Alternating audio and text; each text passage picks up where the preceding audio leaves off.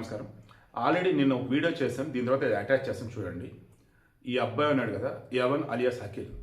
అతని కేసుకు సంబంధించి ఈరోజు పోలీసులు బయట పెట్టారు కదా. Planned murder. ఆ అమ్మాయిని, ఈ అబ్బాయిని ప్రేమిస్తున్న అమ్మాయి ఎవరైతే ఉన్నారో వాళ్ళు చిన్న క్లాస్మేట్స్ అట. 2 years లవ్లో ఉన్నారట. ఆ అమ్మాయిని పెళ్లి చేసుకుని అనుకున్నాడు సాయి అట. ఆ అమ్మాయి బావ. మనం అదే అనుకున్నాం. వాడు మెయిన్ స్కెచ్ గీసింది.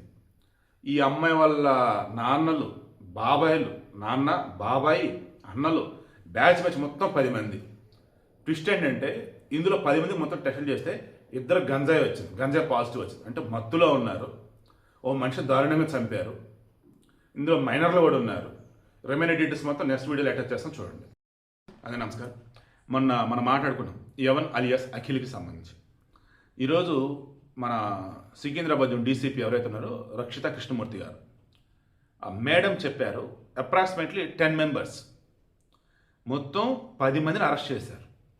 ఆ రోజు వచ్చింది 6 అనుకున్నాం, వచ్చింది 4 ఆ పిల్లోడిని చంపి దారుణంగా. అందులో ఈ అమ్మాయి వాళ్ళ బావ సాయి కిరణ్ మెయిన్. ఆ తర్వాత 9 మంది ఉన్నారు కదా.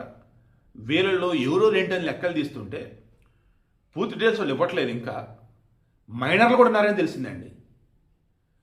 ఇంట్లో ఉన్నటువంటి తల్లిదండ్రులకు చెప్తున్నా, మీ పిల్లలు అసలు ఎవరితో తిరుగుతున్నారు, మీ పిల్లల యొక్క అలవాట్లు ఏంటి, మీ పిల్లల్ని ఈజీగా మీరు ఐడెంటిఫై చేయొచ్చు. వాళ్ళు తప్పు చేస్తున్నా కరెక్ట్ అన్నప్పుడు వాళ్ళ యొక్క హెయిర్ స్టైల్, డ్రెస్సింగ్ స్టైల్, వాళ్ళ మాటలు, వాళ్ళ బిహేవియర్, వాళ్ళ ఫుడ్ హ్యాబిట్స్, వీటిలోనే తేడా తెలిసిపోయింది. మరీ నటించేవాడంటే మనం కనిపెట్టలేం, కానీ మ్యాక్సిమం వీటితో కనిపెట్టవచ్చు. వాళ్ళు మొబైల్స్ ఆడే గేమ్లు, ఫ్రెండ్స్, చాట్లు, ఇవి మొదట్లోనే కనుక మీరు కనుక కనిపెట్టి మన కనుక కంట్రోల్లో పెట్టగలిగితే హ్యాపీ.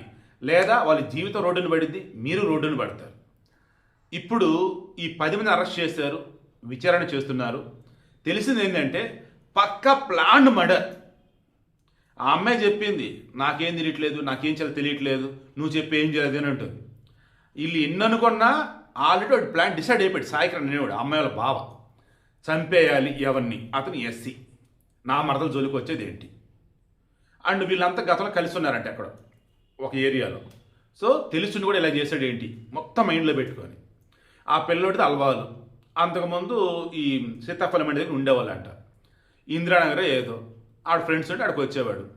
ఈ అమ్మాయి ఉండేది మేడిబావి ఏరియా, అది కూడా నీరు పైన ఉంటుంది. దెన్ ఫ్రెండ్స్ కర్ణాటక వచ్చినప్పుడు ఇక అమ్మాయి వచ్చి కలుస్తూ ఉండేదట. ఆల్రెడీ వద్దని చెప్పారంట. వద్దని చెప్పాక ఆల్రెడీ దూరం జరిగిపోయారు. ఆ పిల్లడు మనం ఆడియో కాల్ అదే మొత్తుకున్నాడు. వీలైతే మరలా ఆడియో కాల్కి సంబంధించినటువంటిది మొత్తం కింద డిస్క్రిప్షన్లో పెడతాను. 5 నిమిషాల తర్వాత ఏమో చూడండి, మొత్తం ఆడియో కాల్ ఉంటుంది. వీడికి మెయిన్ ఇంటెన్షన్ ఇందులో యవన ఆత్మక శాంతి చేకూరే విధంగా చర్యలు ఉంటాయి నేను అనుకోవట్లా. ముందైతే వాళ్ళని అరెస్ట్ చేశారు. ఐఎమ్ షూర్ ఇన్ టైంలో ఛార్జ్ షీట్ వేయలేకపోవచ్చు. దాంతో వాళ్ళకి బెయిల్ వచ్చింది, డిఫాల్ట్ బెయిల్.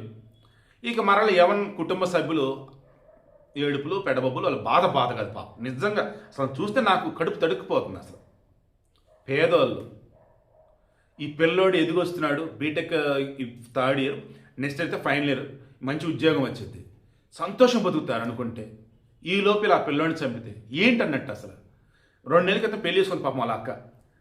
ఎలా ఇంకా ఆ పిల్ల సంతోషం ఉండగలదు. మీ పిల్లల్ని కాపాడుకోండి. ప్రేమలు, పిచ్చి పరిచయాలు ఇవేం వద్దురా ప్లీజ్ రా.